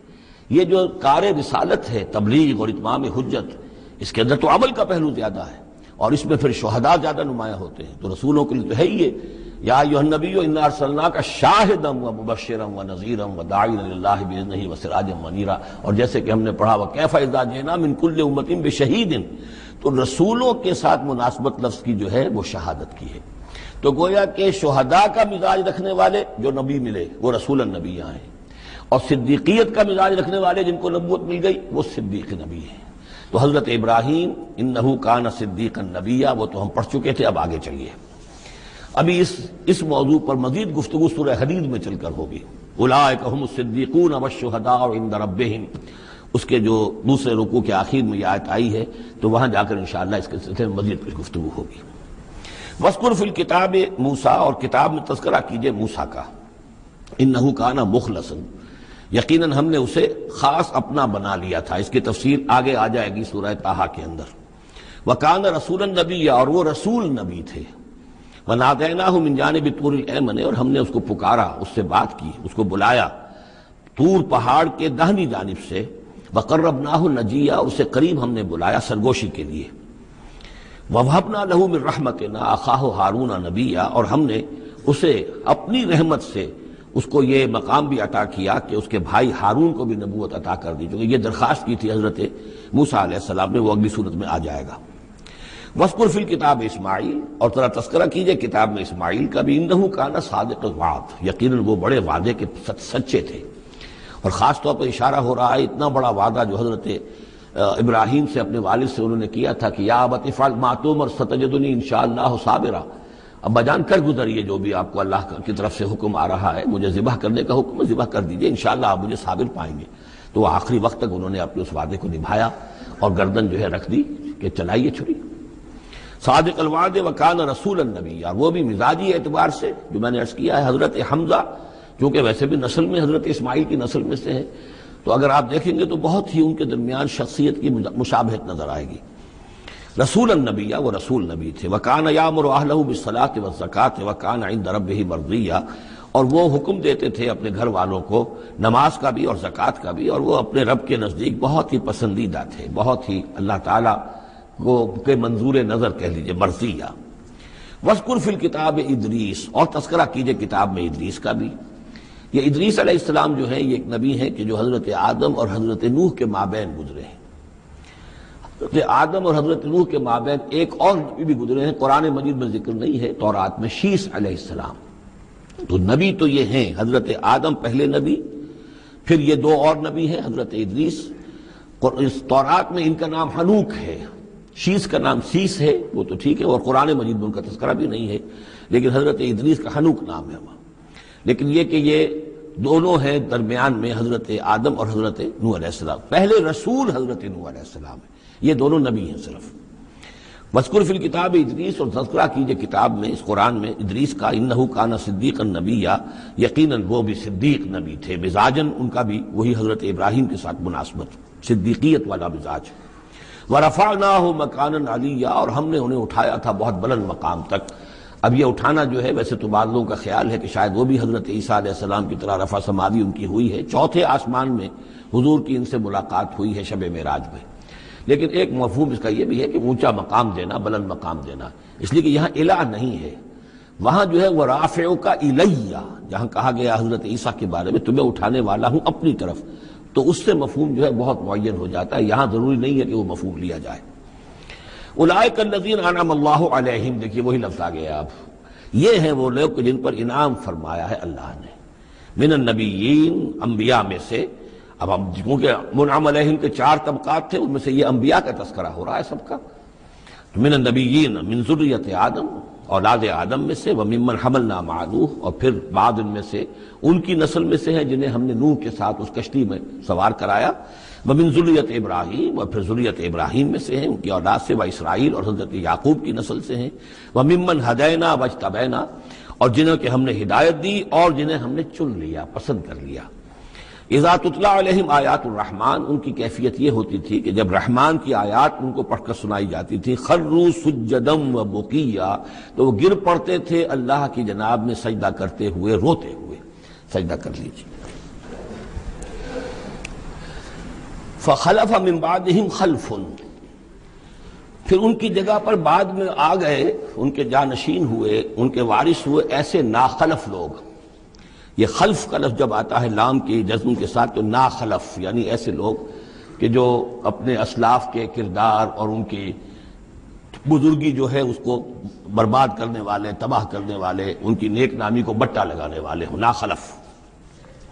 فخلف من بعدہم خلف، پھر ان کی اولاد میں سے ایسے ناخلف بھی پیدا ہوئے، اضاعوا الصلاۃ، جنہوں نے نماز کو تو ضائع کر دیا، واتبعوا الشہوات، اور خواہشات کی پیروی کی، شہوات، خواہشات، جذبات، فسوف یلقون غیا، تو ان قریب ان کی ملاقات ہو جائے گی گمراہی کے ساتھ، یعنی گمراہی کا جو انجام ہے یہ اس سے دوچار ہو جائیں گے۔ الا من تاب وآمن وعمل صالحا، سوائے اس کے کہ جو توبہ کریں اور ایمان لائیں اور نیک عمل کریں، فاولئک يدخلون الجنہ، وہ لوگ جنت میں داخل ہوں گے، ولا یظلمون شیئا، اور ان پر قطعاً کوئی ظلم نہیں کیا جائے گا، ان کا کوئی حق تلفی نہیں کی جائے گی، ان کے پورے اعمال کا انہیں بدلہ مل جائے گا۔ جنات عدن التی وعد الرحمن وعبادہ بالغیب، یعنی ان کو کیا ملے گا؟ وہ باغات، ریزیڈینشل گارڈن، بسنے والے باغات، رہنے والے باغات، جن کا کہ وعدہ کیا تھا رحمان نے اپنے بندوں سے غیب میں۔ یعنی ظاہر بات ہے قرآن مجید میں وعدہ ہو رہا ہے تو ابھی نہ وہ جنت ہمارے سامنے ہے، نہ خود اللہ تعالیٰ جو ہے روح در روح ہمارے سامنے ہے، ہم ایمان لا رہے ہیں اس پر غیب میں، یؤمنون بالغیب۔ انہ کان وعدہ ماتیا، یقیناً اس کا وعدہ جو ہے وہ تو پورا ہونے والا ہی ہے، اس کو تو وقت پر پہنچنا ہی ہے، اب وہ اپنی جگہ پر پختہ ثابت ہوگا۔ لا یسمعون فیہا لغوا الا سلاما، وہ نہیں سنیں گے اس میں کوئی لغو بات، بس صرف سلام ہی سلام، ہر طرف سے فرشتے آ رہے ہیں تو سلام، قیلا سلاما سلاما۔ وَلَهُمْ رِزْقُهُمْ فِيهَا بُكْرَةً وَعَشِيًّا، اور ان کے لیے ان کا رزق ہوگا اس میں صبح بھی اور شام کو بھی۔ تِلْكَ الْجَنَّةُ الَّتِي نُورِثُ مِنْ عِبَادِنَا مَنْ كَانَ تَقِيًّا، یہ ہے وہ جنت جس کو کہ ہم جس کے وارث بنائیں گے ہم اپنے بندوں میں سے ان کو کہ جو متقی ہوں گے، خدا ترس ہوں گے، اللہ سے ڈرنے والے ہوں گے۔ وَمَا نَتَنَزَّلُ إِلَّا بِأَمْرِ رَبِّكَ، اور اے نبی ہم نہیں نازل ہوتے مگر آپ کے رب کے حکم سے۔ لَهُ مَا بَيْنَ أَيْدِينَا وَمَا خَلْفَنَا وَمَا بَيْنَ ذَلِكَ وَمَا كَانَ رَبُّكَ نَسِيًّا، اسی کے اختیار میں ہے جو کچھ ہمارے سامنے ہے اور جو کچھ ہمارے پیچھے ہے اور جو ان دونوں کے مابین ہے، اور اے نبی آپ کا رب بھولنے والا نہیں ہے۔ یہ بہت اہم مضمون ہے، اور در حقیقت ایک مضمون کا یوں سمجھیے کہ سلسلہ شروع ہو رہا ہے جس کی پہلی کڑی یہ ہے۔ اس کو یوں سمجھیے کہ حضور صلی اللہ علیہ وسلم کو جو قرآن مجید سے شغف تھا اور محبت تھی اور شوق تھا آپ کا، تو جو وقفہ پڑ جاتا تھا وہی میں، وہ آپ پر بڑا شاق گزرتا تھا۔ آپ چاہتے تھے کہ وہی جلدی جلدی آئے تاکہ آپ اس سے اور اپنے وجود پرنور کو مزید منور کریں۔ آپ جو ہے قرآن مجید سے جو آپ کو عشق تھا اس کے بنا پر اس میں آپ کو اجلت رہتی تھی کہ جلدی آئے قرآن۔ تو اس حوالے سے آپ نے حضرت جبرائیل سے شکوہ کیا کہ آپ وقفے وقفے سے آتے ہیں، ہم انتظار کرتے رہتے ہیں۔ اس کا یہ جواب ہے جو جہاں دیا جا رہا ہے، وَمَا نَتَنَزَّلُ إِلَّا بِأَمْرِ رَبِّكَ، اے نبی ہم اپنی مرضی سے نہیں نازل ہو سکتے، ہم نہیں نازل ہوتے مگر آپ کے رب کے حکم سے۔ لہو ما بین ایدینا، یہ بہت ہی یعنی یوں سمجھیے کہ گہرے الفاظ ہیں۔ لہو ما بین ایدینا وما خلفنا، جو ہمارے آگے ہے اس کا اختیار بھی اللہ ہی کا ہے، جو ہمارے پیچھے ہے اس کا اختیار بھی اللہ ہی کا ہے۔ وما بینہما وما بین ذالک، آگے اور پیچھے کے مابین کون ہے پھر؟ ہم، میں، میرا وجود، میرے آگے میرے پیچھے، اور ان دونوں کے درمیان کون ہے؟ میں گویا کہ بالکلیہ اللہ تعالیٰ کے حکم کے تابع ہوں۔ فرشتے کی یہی شان ہے کہ فرشتہ جو ہے یفعلون ما یؤمرون، جو حکم ملتا ہے، لا یعصون اللہ ما امرہم، ان کا معاملہ یہ ہے کہ جو بھی اللہ کا حکم ہے گویا کہ وہ تو اس سے سرتابی نہیں کرتے، سرے منہ اس میں فرق نہیں ڈالتے۔ وما نتنزل الا بامر ربک، ہم نہیں اترتے یا اتر سکتے مگر آپ کے رب کے حکم سے۔ جب اسی کی مصلحت اور اسی کی مشیت ہوتی ہے وہ وحی دے کر ہمیں بھیجتا ہے۔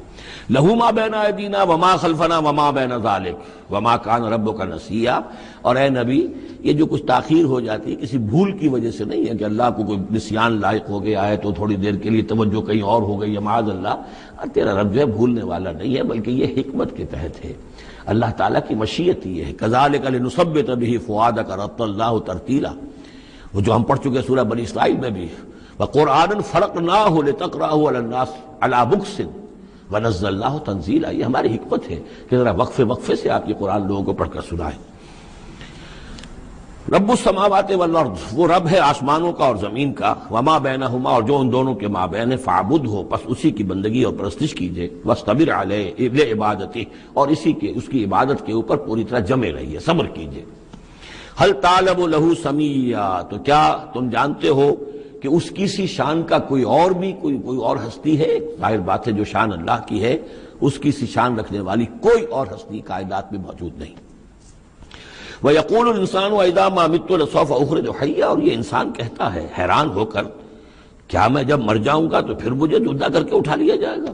یعنی یہ وہ لوگ ان میں سے کہ جو بعث بعد الموت کے منکر تھے۔ میں نے بارہا آپ کو بتایا کہ اکثر و بیشتر تو وہ مانتے تھے، لیکن وہ کہتے تھے کہ وہاں ہمیں چھڑانے والے ہیں، ہمارے شفعاء ہیں، ہؤلاء شفعاؤنا عند اللہ، تو بعث بعد الموت کے وہ منکر نہیں تھے، لیکن ایک طبقہ ان میں ایسے لوگوں کا بھی تھا۔ اب یہ ان کی بات ہو رہی ہے۔ وَيَقُولُ الْإِنسَانُ وَإِذَا مَا مِتُّ لَسَوْفَ أُخْرَجُ حَيًّا، کہ جب میں مر جاؤں گا پھر مجھے دوبارہ اٹھا لیا جائے گا اور نکال دیا جائے گا۔ اولا یذکر الانسان، تو کیا اس انسان کو یہ یاد نہیں ہے، انا خلقناہ من قبل ولم یک شیئا، کہ وہ کچھ بھی نہیں تھا اور ہم نے اسے پیدا کیا ہے، تو کیا مشکل ہے ہمارے لیے دوبارہ اس کو پیدا کر دینا؟ کیا تھا وہ پہلے، اس کی کیا حقیقت تھی؟ یعنی جہاں سے ہم اپنے آپ کو جانتے ہیں وہ بھی ظاہر بات ہے کہ ایک نطفہ ایک ہے، اس سے ہمارا آغاز ہوا، یہ تو سبھی جانتے ہیں نا۔ تو اس سے اللہ تعالیٰ نے اگر انسان بنا دیا ہے تو کیا اللہ تعالیٰ دوبارہ تمہیں پیدا نہیں کر سکتا؟ فَوَرَبِّكَ، تو قسم ہے تیرے رب کی، لَنَحْشُرَنَّهُمْ وَالشَّيَاطِينَ، ہم جمع کریں گے ان سب کو بھی اور تمام شیطانوں کو، ثُمَّ لَنُحْضِرَنَّهُمْ حَوْلَ جَهَنَّمَ جِثِيًّا، اور پھر ہم سب کو جمع کر لیں گے جہنم کے گرد کہ یہ اپنے گھٹنوں کے بل گرے ہوئے ہوں گے۔ ثُمَّ لَنَنزِعَنَّ مِن كُلِّ شِيَّةٍ أَيُّهُمْ أَشَدُّ عَلَى الرَّحْمَٰنِ عِتِيًّا، پھر ہم ہر گروہ میں سے، ہر قوم میں سے پھر نکالیں گے کون ہیں وہ جو سب سے زیادہ اکڑنے والے تھے رحمان کے مقابلے میں۔ بلاؤ ادھر سے ابو جہل کو اور بلاؤ ادھر سے عقبہ ابن ابی معیط کو، ہر گروہ میں سے جو سب سے زیادہ اللہ کی کے ساتھ گستاخی کرنے والا اور سب سے زیادہ تکبر کرنے والا تھا، پھر اس کو آگے نکال کر نمایاں کیا جائے گا۔ ثم لنحن اعلم بالذین هم اولی بها صلیہ، پھر ہم خوب جانتے ہیں ان لوگوں کو کہ جو بہت زیادہ قابل ہوں گے اور سب سے پہلے داخل ہونے والے ہوں گے اس جہنم کے اندر۔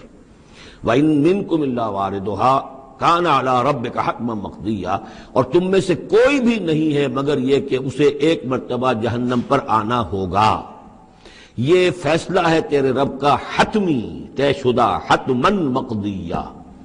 اس کا جو مفہوم سمجھا گیا میں اسے اتفاق کرتا ہوں کہ اصل میں وہ پل صراط جس کا تذکرہ جو ہے آئے گا سورہ حدید میں بھی اور پھر سورہ تحریم میں بھی، جس کو ہم پل صراط کہہ دیتے ہیں، الصراط ہے وہ، یہی صراط مستقیم جس پر ہم چل رہے ہیں، یہ عالم برزخ کے اندر جا کر اور قیامت کے دن جو ہے یہی پل صراط بن جائے گا اور یہ جہنم کے اوپر ہوگا، گویا کہ اس پر سے گزر کر لوگ داخل ہوں گے جنت کے اندر، تاکہ مشاہدہ کر لیں کہ اللہ تعالیٰ نے کس چیز سے ہمیں بچایا ہے، اور وہاں پر جو جہنمی ہیں وہ ٹھوکریں کھا کھا کر اس میں گرتے جائیں گے چونکہ ان کے پاس روشنی نہیں ہوگی۔ یہ مضمون جو ہے کھل کر آئے گا سورہ حدید میں اور سورہ تحریم میں۔ تو یہ فرمایا کہ آنا تو ہر ایک کو پڑے گا، ہر انسان کا گزر اس پر ہوگا، تاکہ اور اس میں یہ کہ یقیناً جو بچا لیے جائیں گے ان کے دل میں کس قدر اللہ تعالیٰ کی اس رحمت کا اور مغفرت کی قدر کتنی ہوگی کہ اللہ نے ہمیں کس انجام سے بچایا ہے۔ وَإِن مِّنكُمْ إِلَّا وَارِدُهَا كَانَ عَلَىٰ رَبِّكَ حَتْمًا مَّقْضِيًّا ثُمَّ نُنَجِّي الَّذِينَ اتَّقَوْا، پھر وہاں سے ہم نجات دے دیں گے، بچا کر لے جائیں گے ان لوگوں کو جنہوں نے کہ تقویٰ کی روش اختیار کی تھی دنیا میں، وَنَذَرُ الظَّالِمِينَ فِيهَا جِثِيًّا، اور چھوڑ دیں گے ظالموں کو اسی میں پڑے ہوئے، وہ وہاں پر پڑے جائیں گے، گرتے جائیں گے، اور اہل ایمان اور اہل تقویٰ نکل جائیں گے۔ وَإِذَا تُتْلَىٰ عَلَيْهِمْ آيَاتُنَا بَيِّنَاتٍ، اور جب انہیں ہماری روشن آیات پڑھ کر سنائی جاتی ہیں، قَالَ الَّذِينَ كَفَرُوا لِلَّذِينَ آمَنُوا، تو کہتے ہیں یہ کافر لوگ اہل ایمان سے، اَيُّ الْفَرِيقَيْنِ خَيْرٌ مَّقَامًا وَأَحْسَنُ نَدِيًّا،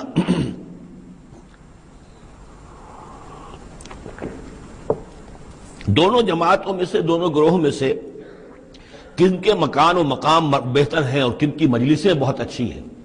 یعنی اے مسلمانوں دیکھو، تم اور تمہارے رسول محمد صلی اللہ علیہ وسلم اور ان کے گرد جو لوگ بیٹھے ہوتے ہیں، نہ ان کے پاس دنیاوی دولت ہے، نہ حیثیت ہے، نہ وجاہت ہے، ایک ہم ہیں۔ دیکھو ذرا ابو جہل کی مجلس جا کے دیکھو کتنی آباد ہے، بڑے بڑے چودھری لوگ آ کر اس کے پاس بیٹھتے ہیں۔ ذرا کہیں جا کر ولید بن مغیرہ کی چوپال دیکھو، اس کی چوپال جو ہے اس کی کیا شان ہے۔ تو یہ وہی بات جو کہ ہم سورہ کہف میں پڑھائے ہیں، جو دو افراد کے مابین مکالمہ ہوا تھا کہ اس نے کہا تھا کہ میرے پاس مال زیادہ، انا اکثر منک مالا واعز نفرا، اسی طرح انہوں نے کہا کہ ای الفریقین خیر مقاما واحسن ندیا، یہ دو گروہ دیکھ لو تمہارے سامنے ہیں، ایک معلوم ہوتا ہے کہ مفلس ہیں، کلاش ہیں، غلام لوگ ہیں، ان کے ساتھ بیٹھے ہوئے ہیں، بلال بیٹھا ہوا ہے، وہاں وہ ابو فقی بیٹھا ہوا ہے، یہ جو عمار ہے اور یہ فلاں ہے اور یہ یاسر ہیں، یہ لوگ ہیں۔ ادھر جا کر دیکھو وہ کتنی سج دھج کے ساتھ، شان و شوکت کے ساتھ ان کی محفلیں ہیں، کیا کچھ ساز و سامان ہے، کیسے قالین بچھے ہوئے ہیں۔ ای الفریقین خیر مقاما واحسن ندیا وکم اہلکنا قبلہم من قرن، اور ہم نے ان سے پہلے کتنی ہی قوموں کو ہلاک کیا ہے، ہم احسن و اساسا وریا، وہ ان سے بھی کہیں بڑھ کر تھے اپنے اساس البیت، اساس جس کو ہم اساسہ کہتے ہیں، ساز و سامان میں اور نام و نمود میں، شان و شوکت میں، ریا، ان کی شان و شوکت ان سے بھی کہیں بڑھ کر تھی، اور وہ ہلاک ہوئے۔ قوم عاد اور قوم سمود یہ سب کا، اور قوم شعیب۔ قل من کان فی الضلالۃ فلیمدد لہ الرحمن مدا، اے نبی ان سے کہہ دیجئے جو شخص بھی ضلالت میں، گمراہی میں ہے، تو اللہ کا یہ طریقہ ہے، قاعدہ ہے کہ اللہ تعالیٰ اسے پھر اور ڈھیل دیتا ہے، رسی دراز کرتا ہے، اس کو اور نعمتیں دے دیتا ہے۔ حتی اذا رأوا ما یوعدون، یہاں تک کہ جب اچانک وہ وقت آ جائے گا کہ جس کے ان کو دھمکی دی جا رہی ہے، اما العذاب و اما الساعہ، یا تو دنیا میں عذاب آ جائے، عذاب ہلاکت، عذاب استحصال، یا قیامت، فسیعلمون، تب وہ جان لیں گے، من ہوا شر مکانا واضعف جندا، کہ کون ہے جو اپنے مقام اور مرتبے کے اعتبار سے بدتر ہے، اور کون ہے کہ جو لشکر اور اپنے لاؤ لشکر کے اعتبار سے کمزور تر ہے۔ اس وقت پتہ چلے گا کہ محمد زیادہ طاقتور تھے صلی اللہ علیہ وسلم، یا ابو جہل زیادہ طاقتور تھا۔ آخرت میں جا کر حقیقت کھل جائے گی۔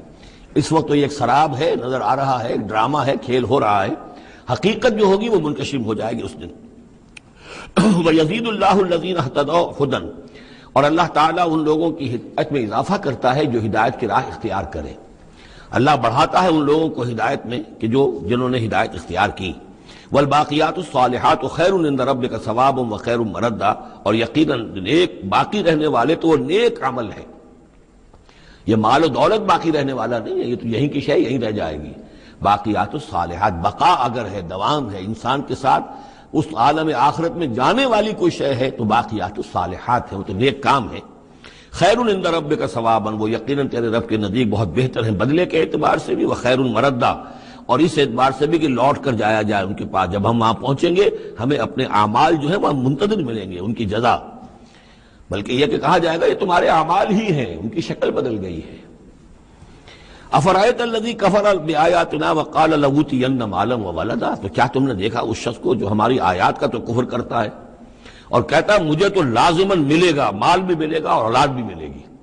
یہ وہی بات سمجھ لیجیے سورہ کہف میں آ چکی ہے کہ اس نے کہا تھا وَلَئِن رُدِدتُّ إِلَىٰ رَبِّي لَأَجِدَنَّ خَيْرًا مِّنْهَا مُنقَلَبًا، تم جو ہو جوتیاں پھٹکار رہے ہو یہاں پر بھی، تمہیں وہاں بھی کچھ نہیں ملنا۔ اگر واقعی آخرت ہو ہی گئی، اول تو مجھے گمان نہیں، میں نہیں سمجھتا کہ وَمَا أَظُنُّ السَّاعَةَ قَائِمَةً وَلَئِن رُدِدتُّ إِلَىٰ رَبِّي لَأَجِدَنَّ خَيْرًا مِّنْهَا مُنقَلَبًا، تو مجھے وہاں پر بھی اچھا ہی ملے گا جیسے یہاں اچھا ملا ہوا ہے۔ وہی اسی طرح یہ ہے کہ ان کا ہمیں تو وہاں پر بھی ملے گا، آخرت میں بھی بہت سا مال بھی ملے گا، اولاد بھی ملے گی۔ اطلاع الغیب، یہ دنیا بھی مراد ہو سکتی ہے لیکن میرے نزدیک آخرت ہی مراد ہے۔ اطلاع الغیب، کیا وہ غیب پر مطلع ہو چکا ہے، اس نے جھانک کر دیکھ لیا ہے غیب کو؟ ام اتخذ عند الرحمن عہدا، یا وہ کوئی رحمان سے عہد لے چکا ہے پکا، قول و قرار لے چکا ہے جس پر اس یقین سے کہہ رہا ہے کہ اسے تو مال بھی ملے گا اور اولاد بھی ملے گی؟ کلا، ہرگز نہیں۔ سنکتب ما یقول، جو کچھ یہ کہہ رہا ہے وہ ہم لکھ لیں گے تاکہ جواب دہی پوری کرنی پڑے کہ کیا کیا بکواس تم کیا کرتے تھے۔ وَنَمُدُّ لَهُ مِنَ الْعَذَابِ مَدًّا، اور پھر عذاب کے اندر ہم اس کے اضافہ کرتے چلے جائیں گے، عذاب کو اس کے لیے کھینچتے چلے جائیں گے۔ وَنَرِثُهُ مَا يَقُولُ، اور جو کچھ وہ کہہ رہا ہے اس کے وارث تو ہم ہوں گے، سارا مال دنیاوی سامان جو بھی کچھ ہے وہ تو ہماری وراثت میں آ جائے گا۔ وَيَأْتِينَا فَرْدًا، اور وہ جب آئے گا ہمارے سامنے ہماری عدالت میں پیش ہونے کے لیے تو ایک فرد کی حیثیت سے آئے گا، نہ اولاد ساتھ ہوگی، نہ مال، نہ خدم، نہ حشم، نہ قوم، نہ ہم نشین، نہ حاشیہ نشین، کوئی نہیں ہوگا۔ وَاتَّخَذُوا مِن دُونِ اللَّهِ آلِهَةً، انہوں نے اللہ کے سوا کچھ اختیار کر لیے ہیں اپنے معبود، لِيَكُونُوا لَهُمْ عِزًّا، تاکہ وہ ان کے مددگار بنے، ان کے لیے سہارا بنے، پشت پناہ بنے، اللہ کے ہاں انہیں کچھ چھڑا سکے عذاب سے۔ کلا، ہرگز نہیں۔ سَيَكْفُرُونَ بِعِبَادَتِهِمْ، وہ تو ان کی عبادت کا انکار کریں گے، جیسا کہ پہلے بھی آ چکا ہے، وہ فرشتے ہوں، اولیاء اللہ ہوں، انبیاء ہوں، حضرت عیسیٰ ہوں، شیخ عبد القادر جیلانی ہوں، کوئی بھی ہو، ان کا تو مانگو تو کفر کرے گا، تم کیا کہہ رہے ہو، ہمیں تو معلوم بھی نہیں تھا کہ تم ہم سے دعائیں کرتے رہے اور ہمیں سمجھتے رہے کہ ہم تمہیں چھڑا لیں گے۔ سَيَكْفُرُونَ بِعِبَادَتِهِمْ، وہ انکار کریں گے ان کی عبادت کا۔ وَيَكُونُونَ عَلَيْهِمْ ضِدًّا، اور وہاں ان کے مخالف ہوں گے، انہیں وہاں پر پروسیکیوٹ کروائیں گے۔ أَلَمْ تَرَ أَنَّا أَرْسَلْنَا الشَّيَاطِينَ عَلَى الْكَافِرِينَ تَعُزُّهُمْ عَزًّا، کیا تم نے دیکھا نہیں کہ ہم کافروں پر شیاطین کو بھیجتے رہتے ہیں، یعنی یہ کہ یہ شیاطین جن جو ہیں یہ ان پہ حملہ آور ہوتے رہتے ہیں اور انہیں خوب ابھارتے رہتے ہیں گناہوں کے اوپر، اور انہیں اور سرکشی کے اوپر آمادہ کرتے رہتے ہیں۔ وجہ کیا ہے کہ خود انہوں نے شیطان کی رفاقت کو اختیار کی ہے۔ فلا تعجل علیہم، اب یہ مضمون یہاں دوسری مرتبہ آ گیا، عجلت نہیں، فلا تعجل علیہم۔ ایک تو فرمایا قرآن مجید کے ضمن میں عجلت نہ کیجئے، اس کی جو بھی تنزیل ہے وہ اللہ تعالیٰ کی حکمت کے تحت جو اس میں تدریج ہے اس کا اسی کو آپ سمجھیے کہ خیر اسی میں ہے، آپ کا شوق اپنی جگہ ہے، لیکن یہ کہ ایک دوسری بات فلا تعجل علیہم، ان کے بارے میں بھی آپ جلدی نہ کیجئے، ایسا نہ ہو کہ آپ کے دل میں یہ خیال آئے کہ اب ان کفار مکہ کی رسی جو ہے مزید دراز نہیں ہونی چاہیے، اب ان کو پکڑ لیا جانا چاہیے، انہوں نے حد کر دی ہے، جس طریقے سے کہ حضور کو زج کیے ہوئے تھے وہ ہم دیکھتے چلے آ رہے ہیں سورہ انعام سے، لیکن اے نبی جلدی نہ کیجئے۔ فلا تعجل علیہم، ان کی مخالفت، علی یہاں پر آ رہا ہے، فلا تعجل علیہم انما نعد لہم عدا، ہم ان کی پوری گنتی کر رہے ہیں، ایک ایک عمل ان کا لکھا جا رہا ہے، ہر چیز کا ان کو جواب دہی کرنی ہوگی، ہر چیز کی ان کو سزا مل جائے گی، لیکن یہ کہ ہمارے ہر کام کے اندر جو بھی فطری تدریج ہے، جو اس کی جو توقیت ہے، اس کا جو نظام ہم نے بنا رکھا ہے وہ اسی کے مطابق ہوگا۔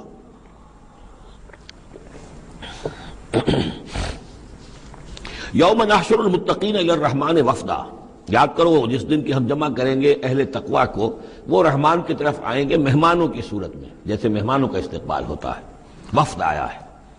وَنَسُوقُ الْمُجْرِمِينَ إِلَىٰ جَهَنَّمَ وِرْدًا، اور جو مجرم ہیں انہیں ہم دھکیلیں گے، دھکے دیں گے، ہانک کر لے جائیں گے جہنم کی طرف، جیسے کہ کوئی پیاسے جانور جاتے ہیں گھاٹ کی طرف۔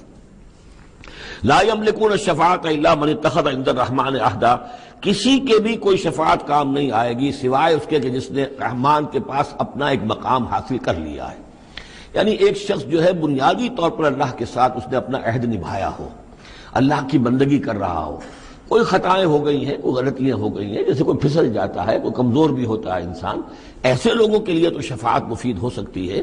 لیکن جو سرے سے اس عہد کی خلاف ورزی کر رہے ہو، جو بجائے مشرق کے ان کا رخی مغرب کی طرف ہو، بجائے کعبے کے ان کا رخی جو ہے کسی اور شے کی طرف ہو، تو ظاہر بات ہے کہ ان کے لیے شفاعت نہیں ہے۔ وقالوا اتخذ الرحمن ولدا، اور انہوں نے ایک اور عقیدہ گھڑ لیا ہے کہ رحمان نے اپنے لیے اولاد اختیار کی ہے۔ لقد جئتم شیئا ادا، دیکھو تم نے یہ بہت بڑی بھاری بات کہی ہے، یہ بہت بڑی گستاخی ہے اللہ کی جناب میں۔ اور کتنی بھاری گستاخی ہے ذرا نوٹ کیجئے الفاظ، تکاد السماوات یتفطرن منہ، قریب ہے کہ آسمان پھٹ پڑے تمہاری اس گستاخی پر، وتنشق الارض، اور قریب ہے کہ زمین شق ہو جائے، وتخر الجبال حدا، اور یہ پہاڑ جو ہے دھماکے کے ساتھ گر پڑے، ان دعوا للرحمن ولدا، کہ انہوں نے رحمان کے لیے بیٹا قرار دیا، بیٹی قرار دی۔ مشرکین عرب نے فرشتوں کو خدا کی بیٹیاں بنا دیا، عیسائیوں نے حضرت مسیح کو خدا کا بیٹا بنا دیا، اور یہودیوں نے عزیر کو خدا کا بیٹا بنا دیا۔ ان دعوا للرحمن ولدا وما ينبغي للرحمن ان يتخذ ولدا، رحمان کے تو یہ شایان شان ہی نہیں ہے کہ وہ کسی کو اولاد بنائے۔ یہ اس کی وضاحت میں کر چکا ہوں کہ اولاد کی ضرورت اس کو ہوتی ہے جو خود فانی ہو۔ ہمیں معلوم ہے ہم مر جائیں گے، ہمارا نام و نشان مٹ جائے گا، اولاد کے ذریعے سے ہمارا نام زندہ رہے گا۔ یہ اصل میں ایک اپنی ہی تسلسل انسان سمجھتا ہے کہ میری ہستی کا تسلسل ہے، میری اولاد گویا کہ میرا اپنی بقا کی ایک شکل ہے۔ اس لیے کہ یہ انسان کے اندر ہے۔ مجھے یاد ہے جب ہم پڑھتے تھے کالج میں تو الفا ایک کمپنی ہوتی تھی لاہور میں، یہ فائل کورز وغیرہ بناتی تھی نوٹ بکس کے، تو اس میں پیرامڈس کے عنوان سے جو بہترین الفاظ لکھے ہوئے تھے ابھی مجھے یاد ہیں، still and resolute, calm and self-possessed, still and resolute, the pyramids echo unto eternity, the defiant cry of man's will to survive and conquer the storms of time۔ کہ یہ جو ان لوگوں نے فرائضہ نے اتنے بڑے بڑے پیرامڈز بنا دی، کائے کے لیے بنا دیے؟ تاکہ ہمارا نام رہے، ہم تو نہیں ہوں گے، نام رہے گا۔ تو گویا کہ انسان کے اندر ایک خواہش ہے بقا کی، وہ اپنا دوام چاہتا ہے۔ یہ اسے پتا ہے کہ میری ذاتی طور پر تو میرا دوام ہے، تو میں کوئی عمارت بنا دوں، میرا نام جو ہے اس کے حوالے سے دنیا کے اندر رہے۔ اور یہی معاملہ اولاد کا ہے کہ اولاد سے انسان کو سب سے زیادہ جو اس کو خواہش ہوتی ہے وہ اپنا بقا، اپنا تسلسل۔ وہ سمجھتا ہے کہ میری اپنی کنٹینیوٹی ہے کہ جو میری اولاد کے ذریعے سے۔ ظاہر بات ہے کہ اللہ ہمیشہ خود باقی رہنے والا ہے، تو اس کے شایان شان ہی نہیں ہے کہ وہ کسی کو اپنی اولاد بنائے، اسے کوئی ضرورت ہی نہیں ہے۔ تو تمہارے لیے ہے معاملہ کہ تم فانی ہو، لہذا تمہیں ضرورت ہے کہ کوئی تمہارا نام لیوا باقی رہے۔ وما ينبغي للرحمن ان يتخذ ولدا ان كل من في السماوات والارض الا آتي الرحمن عبدا، نہیں ہے کوئی بھی آسمانوں اور زمین میں کوئی بھی مگر یہ کہ وہ حاضر ہوگا رحمان کی عدالت میں بندے کی حیثیت سے، کسے باشد، جبکہ ہمیں معلوم ہے کہ محمد رسول اللہ صلی اللہ علیہ وسلم بھی حاضر ہوں گے تو بندے کی حیثیت سے، عبدہ ورسول، عبد۔ اور حضور فرماتے ہیں کہ اس روز میدان حشر میں لواء الحمد بیدی، میرے ہاتھ میں ہوگا حمد کا جھنڈا، اور اس روز جو میں حمد کروں گا اللہ کی وہ آج نہیں کر سکتا۔ اللہ تعالیٰ کی حمد بیان کریں گے محمد رسول اللہ عدالت خداوندی میں کھڑے ہو کر۔ تو معلوم یہ ہوا کہ جو بھی آئے گا بندہ بن کر آئے گا، وہ عیسیٰ ہو یا عیسیٰ ابن مریم انت قلت للناس اتخذونی وامي الہین من دون اللہ، یہ سوال کیا جائے گا کہ نہیں؟ تو فرمایا کہ ان کل من فی السماوات والارض، یقیناً کوئی نہیں ہے آسمانوں اور زمین میں، الا آتی الرحمن عبدا، مگر وہ رحمان کی خدمت میں آئے گا، حاضر ہوگا بندے کی حیثیت سے۔ لقد احصاہم، اس نے ان سب کی گنتی کی ہوئی ہے، ان کا پورا احاطہ کیا ہوا ہے، کوئی چھپ نہیں رہے گا، کہیں بچ کر نہیں رہ جائے گا۔ وعدہم عدا، اور ہم نے پوری گنتی رکھی ہوئی ہے۔ وکلہم آتی ہے یوم القیامت فردا، اور قیامت کے دن یہ سب کے سب آئیں گے تو ایک فرد کی حیثیت سے، انڈیویجول کیپیسٹی میں محاسبہ ہوگا۔ نہ ماں باپ ساتھ ہوں گے کوئی شفاعت کرنے کے لیے، کوئی گڑ گڑانے کے لیے، نہ اولاد ہوگی، نہ شوہر کے ساتھ جوری ہوگی، نہ جورو کے ساتھ شوہر ہوگا، کچھ نہیں۔ ہر ایک شخص نفسی نفسی، اپنی جان۔ وَكُلُّهُمْ آتی ہے یوم القیامت فردا، میری جو کتاب ہے سابقہ اور موجودہ مسلمان امتوں کا ماضی، حال اور مستقبل، اس میں ایک چیپٹر ہے قرآن کا قانون عذاب۔ کہ عذاب جو قوموں کے اوپر آتا ہے وہ دنیا میں آتا ہے، آخرت کا عذاب جو ہے وہ افراد کے لیے ہے۔ محاسبہ اجتماعی جو ہوتا ہے وہ اللہ کا دنیا میں ہوتا ہے، لیکن آخرت کا حساب وہ جو ہے محاسبہ انفرادی ہے۔ ان الذین آمنوا وعملوا الصالحات سیجعل لهم الرحمن ودا، یقیناً جو لوگ ایمان لائے اور جنہوں نے نیک عمل کیا، ان قریب رحمان ان کے لیے محبت پیدا کر دے گا، یعنی لوگوں کے دلوں میں محبت ڈال دے گا۔ یہی ابو بکر ہوں گے جن کا نام کس تعظیم سے لوگ لیا کریں گے، کس محبت سے لیا کریں گے۔ یہی بلال ہوں گے جن کی جو تعظیم ہوگی، جن کی کتنی محبت کی جائے گی۔ ابھی ذرا وقت ہے، کٹھن ہے۔ سیجعل لهم الرحمن ودا، حدیث میں بھی آتا ہے کہ اللہ تعالیٰ جو ہے اپنے کسی بندے سے محبت کرتا ہے تو پہلے فرشتوں کو، جبرائیل سے کہا جاتا ہے کہ میں اپنے اس بندے سے محبت کرتا ہوں، اعلان کر دو۔ وہ فرشتوں میں اعلان کرتے ہیں، ان کے دل میں اس کی محبت ڈال دی جاتی ہے، پھر وہ عام دنیا میں اور لوگوں کے اندر اس کی ایک محبت ڈال دی جاتی ہے۔ فَإِنَّمَا يَسَّرْنَاهُ بِلِسَانِكَ، یہ آیت بڑی اہم ہے۔ تو ہم نے اس قرآن کو یسرنا ہو، اس کو قرآن کو آسان کر دیا ہے، بے لسان کا، آپ کی زبان پر یا آپ کی زبان کے ساتھ، یعنی عربی زبان میں۔ یہ بہت آسان ہے، بہت ہی ستھری زبان ہے، سادہ زبان ہے، جس کو ہم کہتے ہیں کہ سہل ممتنع، اس کے اندر ثقالت نہیں ہے، بوجھل پن کا نہیں ہے، بہت بھاری بھرکم الفاظ کہیں کہیں شاذ آئے ہیں، ورنہ عام طور پر قرآن مجید جو بڑی سلیس زبان میں ہے۔ انما یسرناہ لسانک، بلسانک لتبشر بہ المتقین، تاکہ آپ بشارت دیں اس کے ذریعے سے متقیوں کو، وتنذر بہ قوما لدا، اور اس کے ذریعے سے انذار فرمائے۔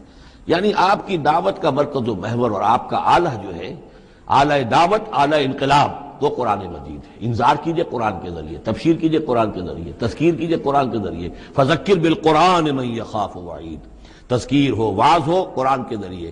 یا ایھا الناس قد جاءتکم موعظۃ من ربکم، اس سے بڑا واعظ اور کوئی نہیں۔ تزکیہ نفس ہو قرآن کے ذریعے سے، شفاء لما فی الصدور یہ ہے۔ سورہ یونس میں بھی آ چکا، سورہ بنی اسرائیل میں بھی آ چکا، وَنُنَزِّلُ مِنَ الْقُرْآنِ مَا هُوَ شِفَاءٌ وَرَحْمَةٌ لِّلْمُؤْمِنِينَ۔ تو قرآن مجید ہی در حقیقت دعوت اور تربیت کا اور تعلیم کا گویا کہ اس کا محور ہے، مرکز و محور۔ فَإِنَّمَا يَسَّرْنَاهُ بِلِسَانِكَ لِتُبَشِّرَ بِهِ الْمُتَّقِينَ وَتُنذِرَ بِهِ قَوْمًا لُدًّا وَكَمْ أَهْلَكْنَا قَبْلَهُم مِّن قَرْنٍ، اور ان سے پہلے ہم نے کتنی ہی قوموں کو ہلاک کیا۔ هَلْ تُحِسُّ مِنْهُم مِّنْ أَحَدٍ، ان میں سے کسی کی کوئی آہٹ تمہیں نظر آتی ہے؟ کہیں کوئی باقی ہے نام و نشان؟ کہیں عاد کا کوئی نام و نشان باقی ہے؟ اور تسمع لهم رکزا، یا کہیں ان کی کوئی بھنک تمہارے کان میں آتی ہے؟ معلومات نسیم منسیہ، ختم ہو گئے۔ تو اسی طریقے سے یہ آج اکڑ رہے ہیں، ان کا حال بھی یہی ہو جائے گا۔